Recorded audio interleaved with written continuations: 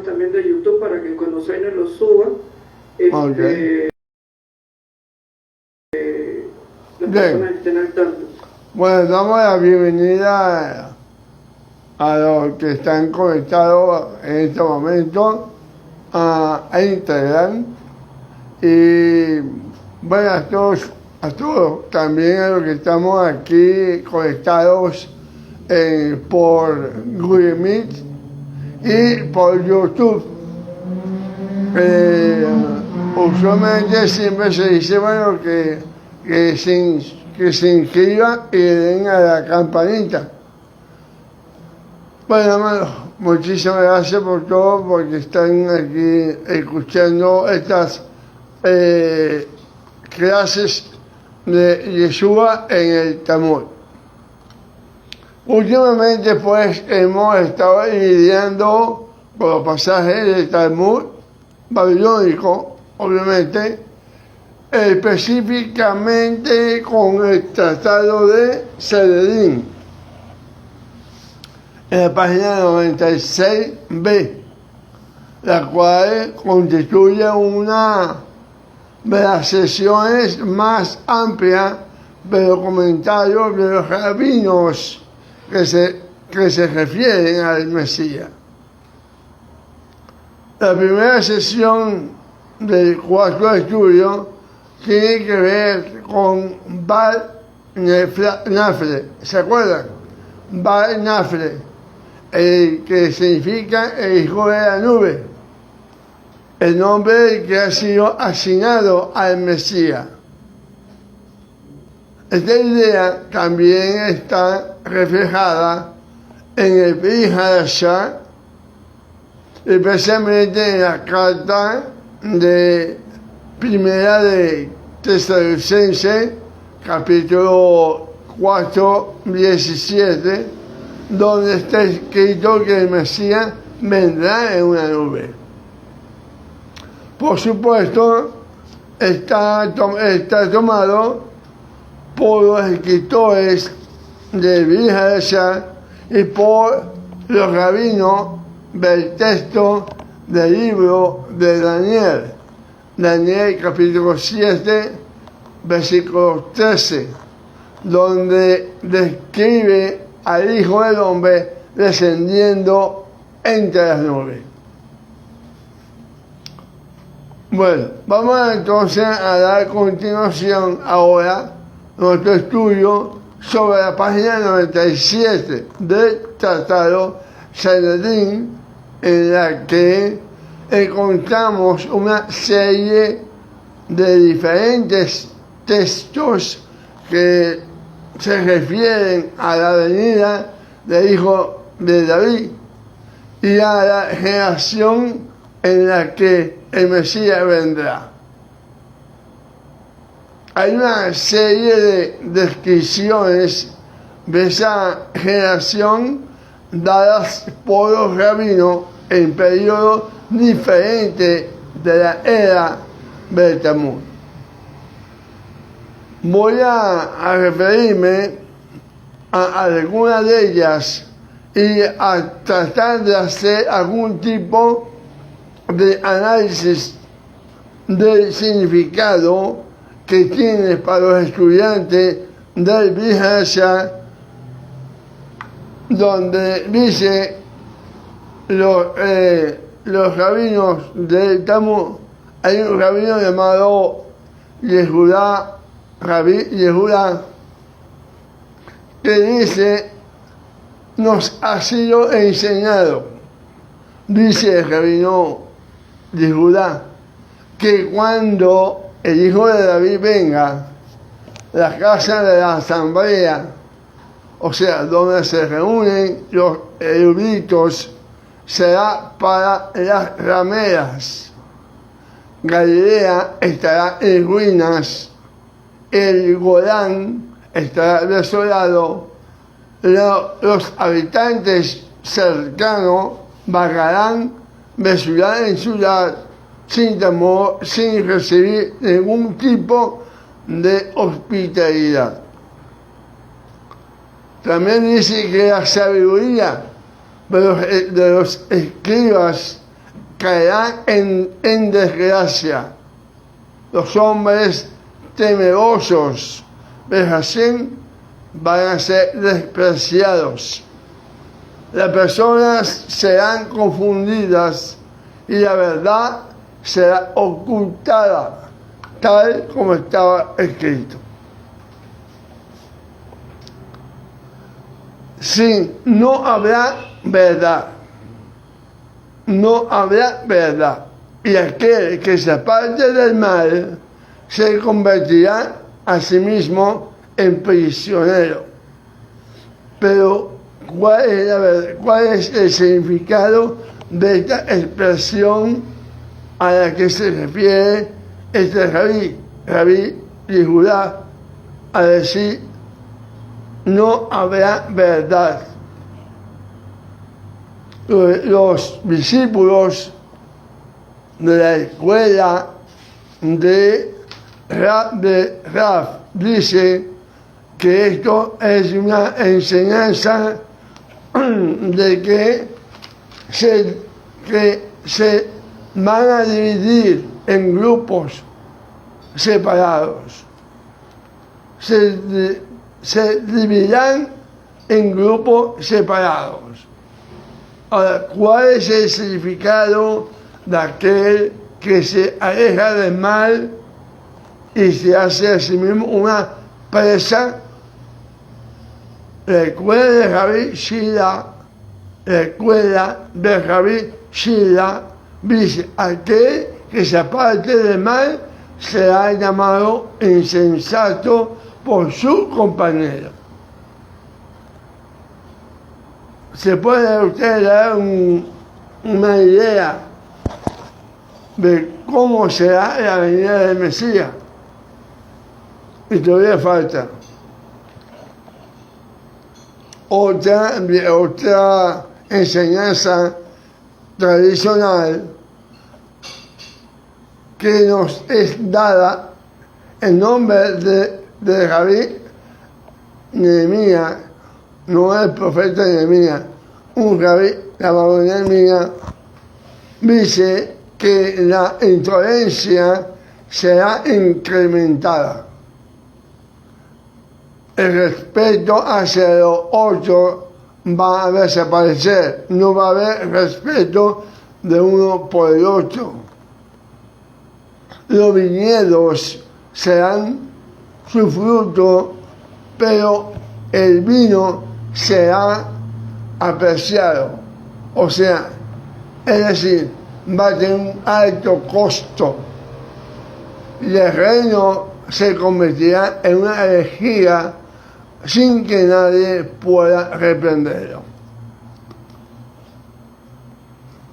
En esta discusión entra a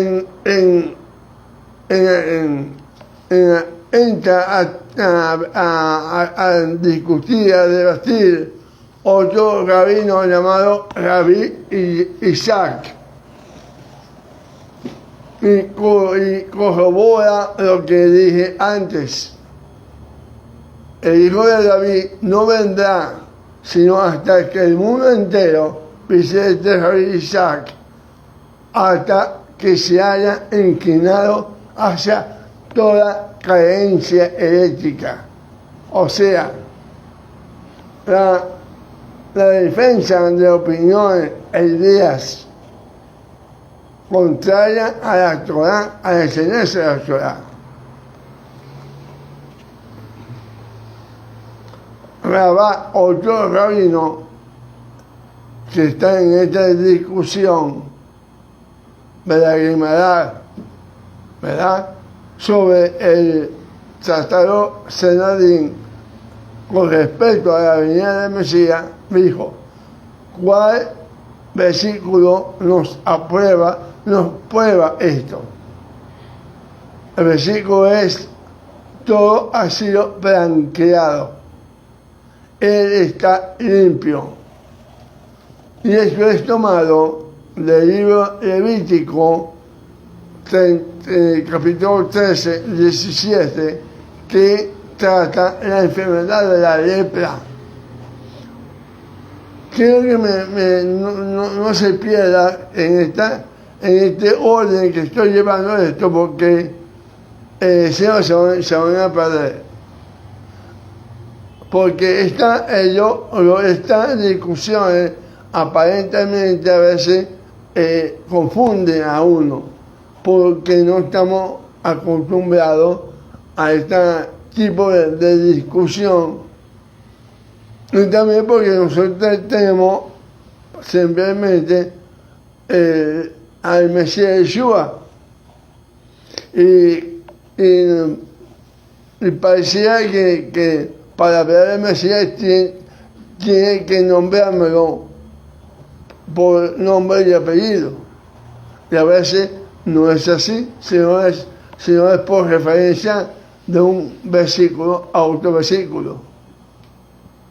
Entonces, aquí este rabí dice pues que todo ha sido blanqueado, él está limpio, y está haciéndose referencia tomado de Vayikra, Levítico 13:17, que trata la enfermedad de la lepra. Uno de los síntomas de la lepra es cuando empieza a aparecer manchas blancas en la piel, como ustedes quizás saben, por los estudios que han tenido de la Torá. Usted debe acudir al sacerdote para que le diagnostique, ya sea que usted padezca de lepra o no. Esa era la situación en aquel entonces, para aquellas personas que apareciera en su piel alguna mancha blanca. Esto es tomado aquí por el rabí Isaac y otro rabí que se llama Rabá, lo corrobora, indicando que todo el reino será convertido en la herejía. Todo el reino será convertido en la herejía, refiriéndose a Levítico, Vayikra 13:17. Todo ha sido blanqueado, él está limpio, él está limpio. Esto está relacionado con el análisis que el sacerdote hace a alguna persona, la cual ha llegado a consultarle si padece o no de lepra. Si todo es blanco, entonces esa persona está limpia. Pero si alguna mancha blanca aparece por aquí y por allá, entonces es leprosa. Hay otra tradición rabínica acerca de lo que sucederá en la venida del Hijo de David, en la llegada del Mesías. Continúa en esa misma página y dice así: nuestros rabinos enseñaron que, como sabemos, la tradición está basada en relatos rabínicos individuales. El nombre de Rabí Nehemías, el nombre de Rabí Shirá y el nombre de rabino Rab. Entonces tenemos ahora una visión, hasta ahorita lo que hemos visto, tenemos una visión más o menos oficial y tradicional del pensamiento de los rabinos de la era talmúdica, y por lo general se convierte en una fórmula que empieza con la frase: nuestros rabinos enseñaron que,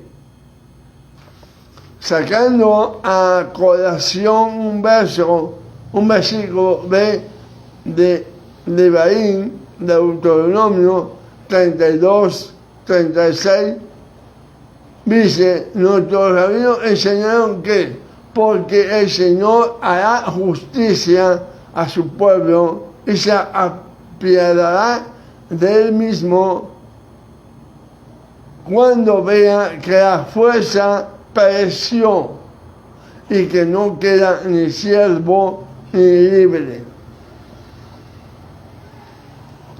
El Talmud continúa después de esta cita, continúa diciendo: el hijo de David no vendrá hasta que todos los detractores se encuentren en todas partes. Otra interpretación de este versículo dice: la fuerza pereció hasta que los sabios sean pocos. Otra interpretación del mismo versículo dice: la fuerza pereció hasta que se haya esfumado el último centavo del bolsillo. Sin embargo, podría haber otra interpretación hasta que la esperanza de la redención haya desaparecido. Esa podría ser otra interpretación, pues está escrito: no queda ni siervo ni libre,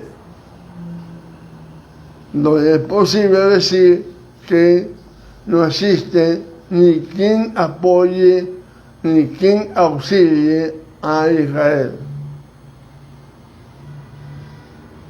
En otras palabras, amados, después de la interpretación hecha por el rabino del versículo de Devarim 32-36, que dice: porque Adonai juzgará a su pueblo y por amor de sus siervos se arrepentirá. La incógnita sale a relucir. ¿Cómo es posible que alguien pueda decir que Israel no tiene en quién apoyarse? Porque lo que escribe este versículo parece indicar que nadie está disponible, todos se han ido, todo está en herejía. No hay dinero, por eso dice: hasta el último centavo se fume. No hay fuerza, no hay sabio. Y todo parece indicar que Hashem abandonó a Israel. La pregunta es: ¿realmente Hashem ha abandonado a Israel? No hay quien le apoye ni le auxilie. Entonces, la afirmación hecha por estos rabinos recibe un apoyo. Entra en acción otro rabino, el rabino Sera, con Z, Sera, que no desperdiciaba cualquier oportunidad en frente a los eruditos interesados en el asunto, en calcular siempre el tiempo de la venida del Mesías. Él les decía: les ruego no las pospongan, pues ha sido enseñado que 3 cosas nos vienen inadvertidas. 1, el Mesías. Otro, un objeto perdido, alguien que se encontró, un objeto perdido, y también un escorpión. Esas son las 3 cosas. Vamos a, por el momento, vamos a retroceder un poco y analizar estas 3 sesiones de la misma página del Talmud que se relaciona con la venida del Mesías. Primero, existe algo en común en estas tres sesiones que tenemos que tomar en cuenta. Lo común es que los rabinos individualmente y su visión colectiva parece indicar que el tiempo de la venida del Mesías se dará en tiempo de angustia, de sufrimiento y de un desorden mundial y financiero a nivel mundial. Todo esto indica que el Mesías vendrá cuando haya desorden, que los sabios y los justos serán rechazados y respetados o que hayan perdido su posición dentro de la comunidad. Estas situaciones no son exclusivas de los eruditos del Talmud. Como ustedes ya saben, en el Bihasha, más llamado en el Nuevo Testamento, cuando Yeshua profetizaba la caída de Jerusalén, está también profetizando la segunda venida y el día del juicio. En Mateo capítulo 24 podemos leer que en el tiempo de la venida del Mesías habrá guerra, hambre y persecución contra los justos. Al mismo tiempo podemos leer que las personas estarán aún en el campo y viviendo una vida más o menos normal, justo como lo mencionamos anteriormente. Habrá abundancia de uvas, abundancia de frutos, y sin embargo el precio del vino será muy elevado. Este panorama parecía ser paralelo al discernimiento dado en alguna de las perspectivas bíblicas de Bihasha sobre la generación que verá la venida del Mesías. Este es un aspecto de la enseñanza del Talmud que hasta ahora podemos ver, pero existen otras opciones interesantes que parecía estar conectadas con esta misma enseñanza. Una de ellas es la declaración de Rabí Nehemías, la cual dice que durante la venida del Mesías el reino será convertido a la herejía. La palabra hebrea que se utiliza aquí para herejía es minuto. Y los comentaristas tradicionales del Talmud dicen: el reino será convertido a la herejía, y aquí significa al Imperio Romano. Es una impresionante premonición, amado. Rabí Nehemías, quien vivió alrededor del año 150 en la era común, habla de la conversión del Imperio Romano al constantinismo, lo que ocurrió durante los días de Constantino el Grande en el año 313, uno puede ya observar la dirección a la cual se dirige el Imperio Romano en el año 150 y que será su conversión a la herejía, y aquí herejía significa cristianismo.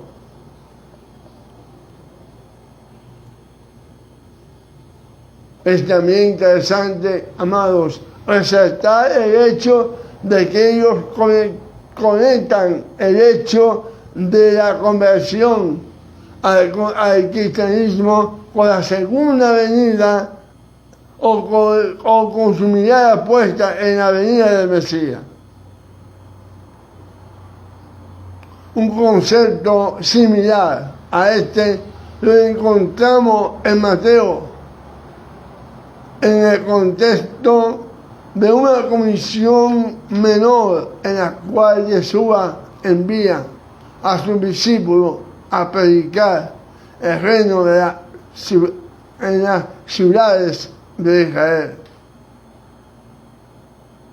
En el versículo 34 de Mateo, capítulo 10, él dice algo interesante que pudiera tener relación con este concepto. Dice: no piense que yo he venido a traer paz a la tierra. Yo no he venido a traer paz, sino espada, porque he venido para que el hombre contienda en contra de su padre y que la hija se torne en contra de su madre y la nuera en contra de su suegra. Y los enemigos del hombre serán aquellos de su propia casa. Wow. El contexto aquí se refiere a que en la era del Mesías y su presencia traerá confrontación en el mundo entre el bien y el mal, entre aquellos que están comprometidos con Hashem y con los que no lo están. En el mismo capítulo, Yeshua dice que no vendrá hasta que las buenas nuevas hayan sido predicadas en todas las ciudades de Israel. Mateo capítulo 10, versículo 23 dice: cuando os persigan en una ciudad, huid a la otra, porque ciertamente os digo, vosotros no acabaréis de ir a todas las ciudades de Israel hasta que el Hijo del Hombre venga. En otras palabras, el concepto es que toda la tierra tiene que haber sido cubierta por la Besorá, por las buenas nuevas, antes que Él venga. Como dijeran los cristianos, que sea predicado el Evangelio. Podemos ver aquí la posición en mayor escala que habla de la conversión del Imperio Romano a la herejía. Desde el punto de vista de los rabinos, por supuesto que la fe en el Mesías era la herejía, obviamente. Por lo tanto, esta es la visión que nos da Rabí Nehemías y que Rabá apoya, otro rabino. La conversión de todo el reino a la herejía está relacionada con la enfermedad de la lepra. Así dice el Rabí Rabá. En otras palabras, relacionan al cristianismo con la lepra. Es una especie de infección, como todos sabemos, que se propaga y eventualmente toma posesión de todo el cuerpo. Esta es la idea interpretada por los rabinos. Nos está enseñando. Amén. Ahora, esto es muy interesante, porque cuando abordemos la siguiente página, vamos a ver que los rabinos piensan que el nombre del Mesías es el leproso.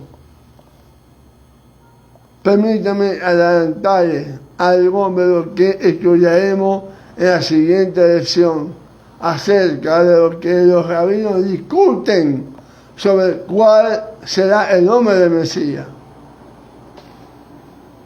Esta sección que dice que el Mesías es un leproso está incluida dentro de esta discusión. Aparece luego en la página 98, y esto es lo que dice el texto de acuerdo a los rabinos. El nombre es el erudito leproso. Su nombre es el erudito leproso, como está escrito. Ciertamente llevó él nuestras enfermedades y sufrió nuestros dolores, pero nosotros lo tuvimos por un leproso, herido y afligido por Hashem. Déjame aclarar algo. El vocablo que se utiliza aquí para el leproso es nahua, herido, enfermo. Al español se traduce como herido, pero en realidad la implicación aquí es que estaba enfermo de lepra, por lo menos en el contexto del hebreo bíblico. Así es así, que esta mención justifica que el nombre de Mesías, o uno de los nombres, es el leproso. Esta es una cita tomada de Isaías, como todos sabemos, Isaías 53, la cual está, por supuesto, en el contexto de la profecía mesiánica que predecía el sufrimiento, la muerte y la expiación que el Mesías haría por la humanidad.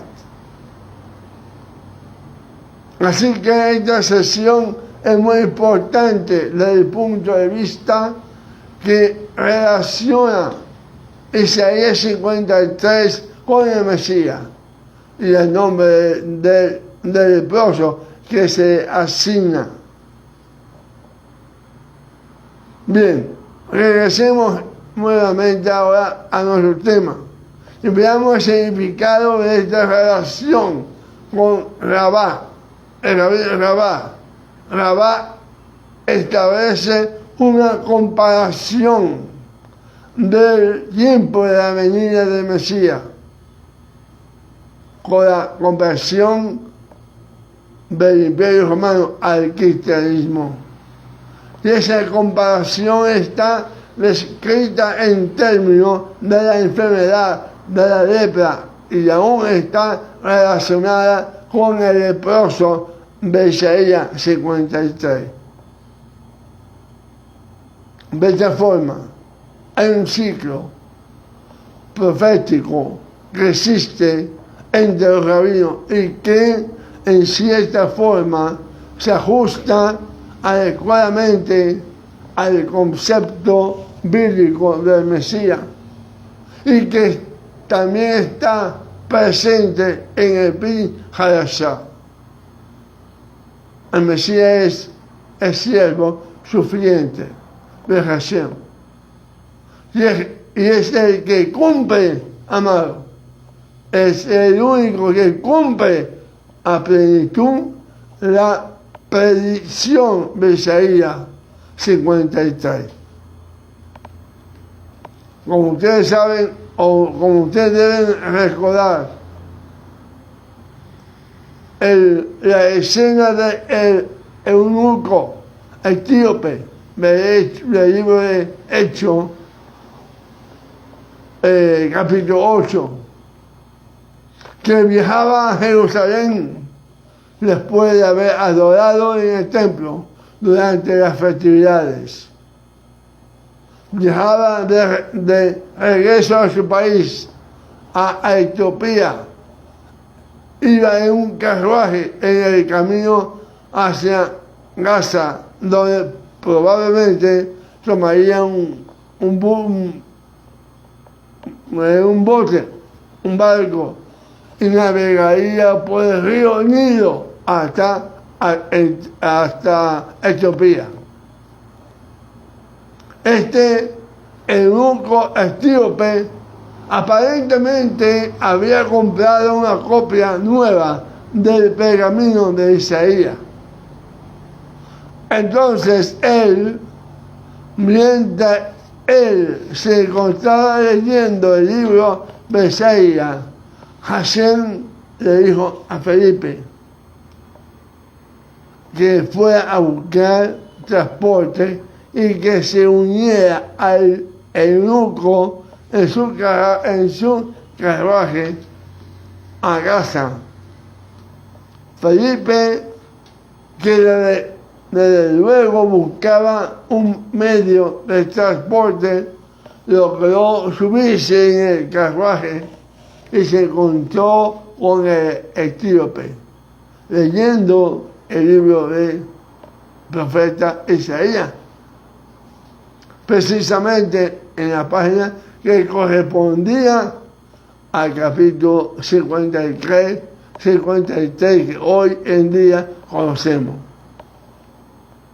Digo hoy día, porque ciertamente en esa época los escritos no tenían capítulo ni tampoco versículo. Y él simplemente estaba leyendo esta sesión a la que hoy llamamos Isaías 53. La pregunta que el etíope formuló a Felipe fue: ¿a quién se está refiriendo el profeta? ¿De sí mismo o de alguien más? Esa ha sido, amado, esta ha sido la posición del mundo judío en los últimos 1000 años. Ellos no quieren aceptar que Isaías 53 se esté refiriendo al Mesías. Por supuesto que nadie en toda la historia de la humanidad ha cumplido con esa predicción como se ha cumplido en Yeshua. En mi opinión, es muy importante. Es muy importante discernir el significado de la predicción de Rabbi Nehemías. Primero, porque históricamente la conversión del Imperio Romano al cristianismo se diera en el año 163 después de que él lo predijera. En segundo lugar, que la declaración de Rabá apoyando la predicción de Rabbi Nehemías es tomado de la sesión del libro de Vayikra relacionado con la lepra.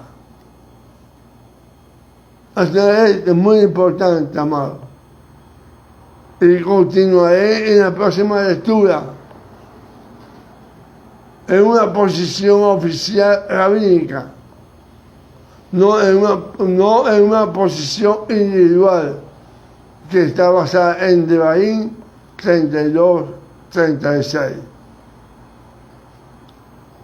Antes de profundizar un poco más en este pasú, me gustaría decir algo acerca de Devarim capítulo 32, al cual también se llama el cántico de Moisés, a diferencia de Shemot 15, que es el cántico de Moisés sobre los hijos de Israel.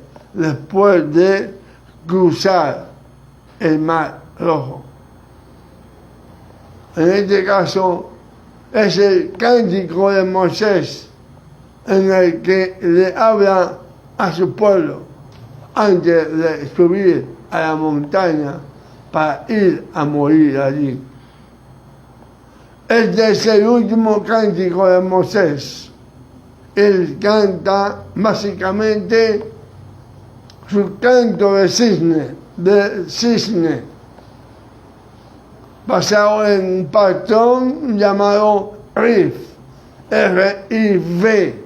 Rif en hebreo significa juicio o corte, o sea, un asunto judicial. Porque Moisés le implora al pueblo de Israel, y lo invita a ir a la corte con él. Invita a los cielos, invita a la tierra, para que sean jueces entre Israel y Hashem.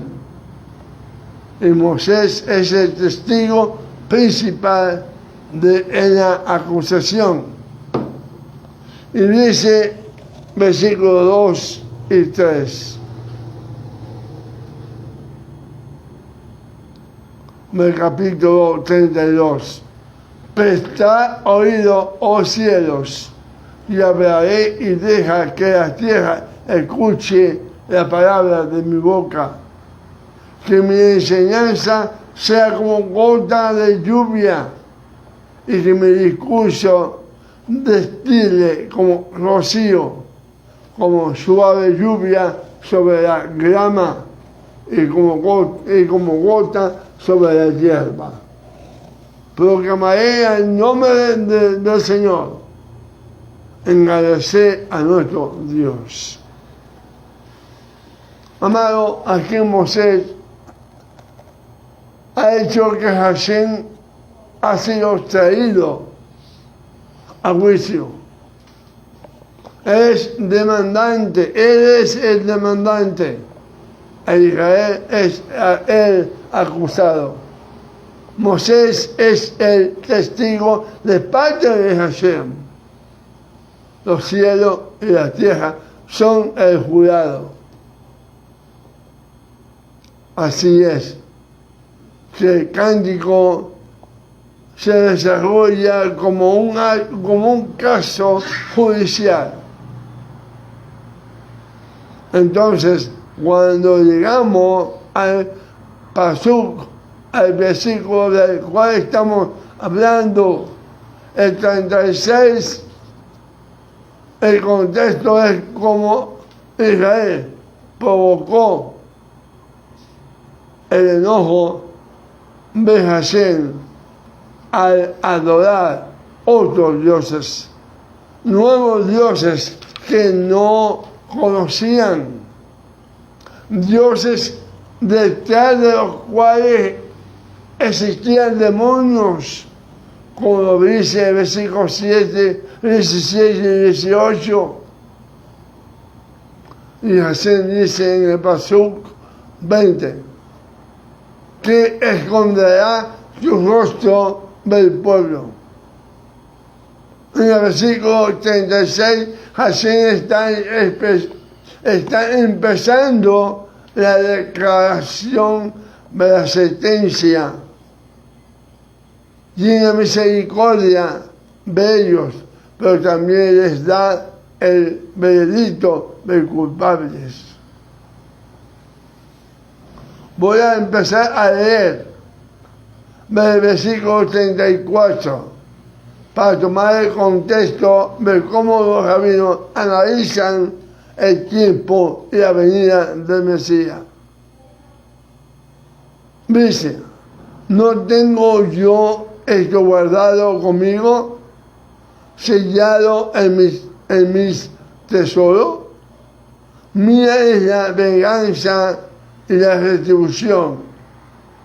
A su tiempo su pie resbalará, porque el día de su aflicción está cercano, y lo que está preparado se apresura, porque el Señor juzgará a su pueblo y por amor de su siervo se arrepentirá.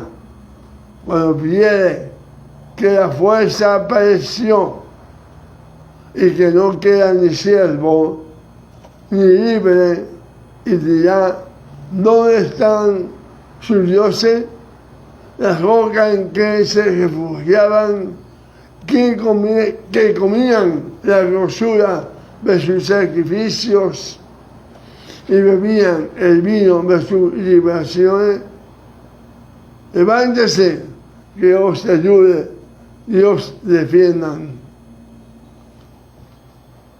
El contexto, por supuesto, está en el versículo 36, que dice: el Señor hará justicia a su pueblo. Y la traducción judía que se observa en el Talmud del mismo pasaje dice: por cuanto el Señor juzgará a su pueblo y luego se arrepentirá a causa de sus siervos. En español dice: porque el Señor juzgará a su pueblo y por amor a sus siervos se arrepentirá.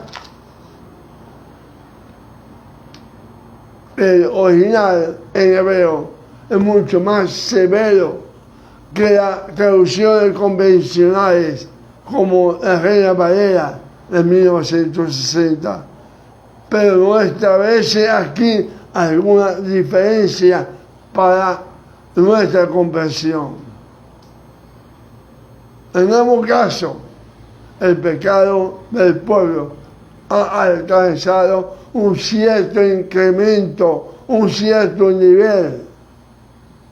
Y Hashem tiene dos sentimientos con los cuales tiene que lidiar. Uno es justicia, su venganza, su recompensa, y la otra su misericordia. Y estos dos sentimientos están en el cántico de Moisés y por supuesto en todos los profetas.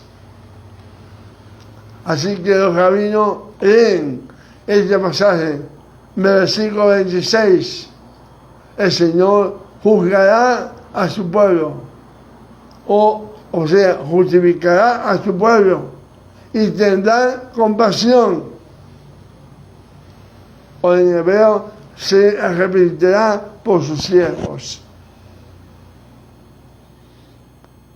Hay dos traducciones diferentes, pero de cualquier forma, Hashem al mismo tiempo está diciendo al pueblo: está bien, han escogido adorar otros dioses, han caído en tribulación y sufrimiento. Ahora tendré compasión de ustedes, y esa compasión tendrá que ser paso a paso, será en etapa.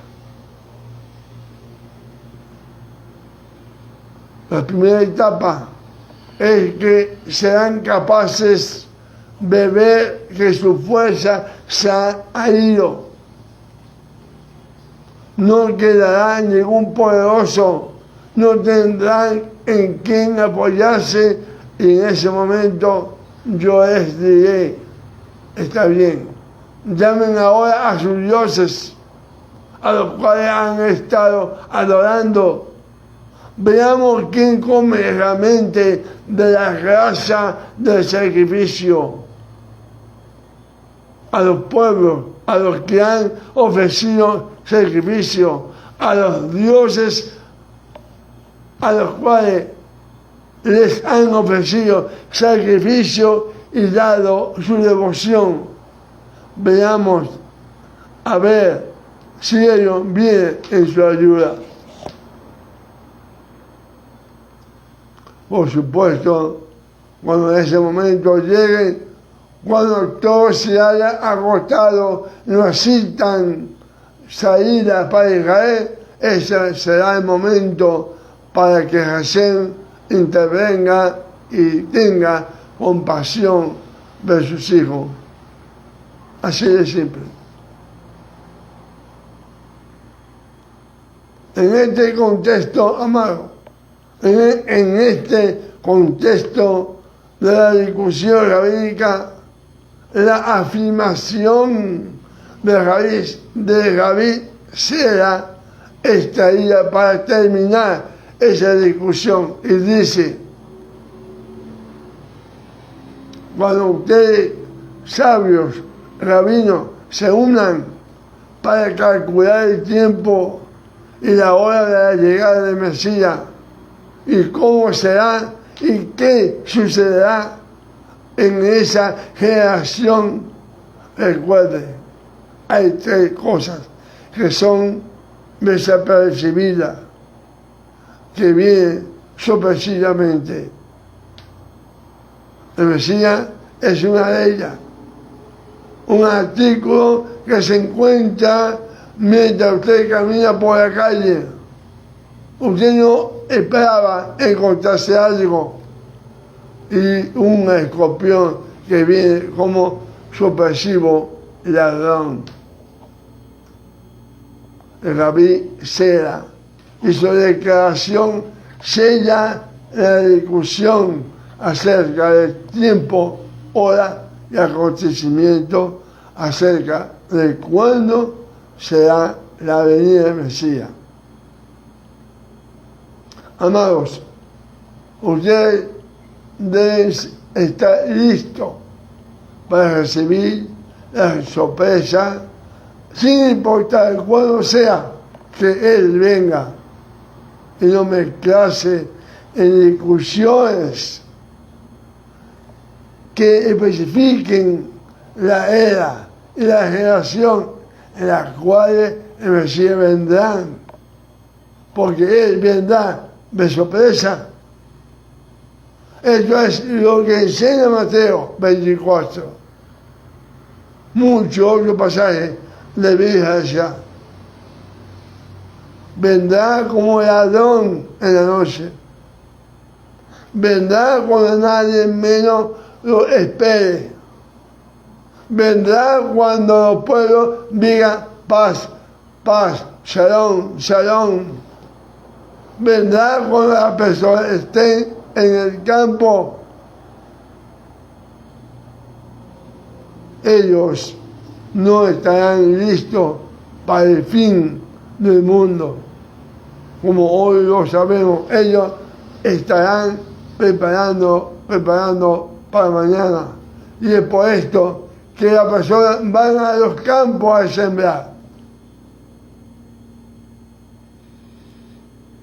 Él espera que eventualmente vaya a llover y la semilla que él sembró crezca y pueda luego cosecharla. Si supiera que el final es el final, no iría a sembrar. Él sigue sembrando porque espera que el mundo siga siendo tal como es. Por lo tanto, cuando las personas menos lo esperen, el Mesías vendrá como un escorpión y como un objeto que se encuentra en la calle. Cuando las personas menos lo esperen, es allí cuando el Mesías vendrá, como el relámpago en el cielo. Amados, aquí voy a cerrar esta porción del Talmud y sugiero que la dejemos hasta aquí, en este momento, y continuemos con nuestro próximo estudio, la sexta sesión. Ya nos faltan poco, son 9.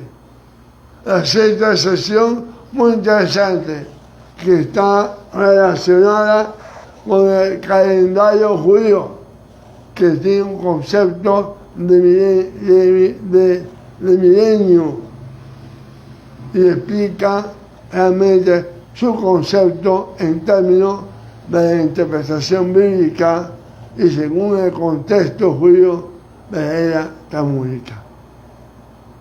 Shalom, viejo amado. Me despido de los hermanos que están conectados a la red de Instagram y YouTube, y les recuerdo, si les gustó este mensaje, este video, amados, denle like y haga su comentario, amado. Shalom, shalom. Para el próximo jueves, a la misma hora, a las 8 p.m., estaremos conectados pues para continuar con la sexta lección de Yeshua en el Talmud. Shalom, amado.